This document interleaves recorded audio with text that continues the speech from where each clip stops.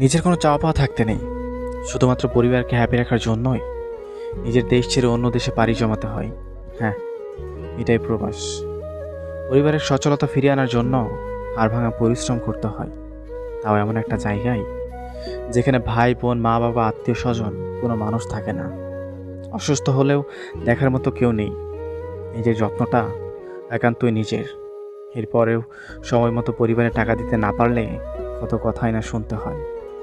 দিন শেষে প্রিয় মানুষের সাথে একটু কথা বলার জন্য উতলা হলেও একটা সময় পর সেই প্রিয় মানুষটাই বিরক্ত বোধ করে। এমন অনেক মানুষ আছে যারা সময় মতো দেশে ফিরতে না পারার কারণে তার প্রিয় মানুষটিকে হারিয়েছে, অন্যের হয়ে যেতে দেখেছে। এই কষ্টগুলোও তার একান্তই নিজের, শেয়ার করার মতো কোনো মানুষ পায় না।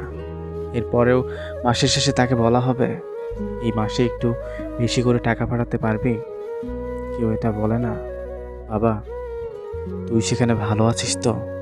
আমাদের সম্মান করা উচিত সেই সব মানুষদের যাদের হাড়ভাঙা পরিশ্রমে একটা পরিবার সচ্ছলতা ফিরে পায়, যাদের কষ্টগুলো সবসময় লুকানো থাকে, যাদের কারণে দেশ উন্নয়নের দিকে যায়।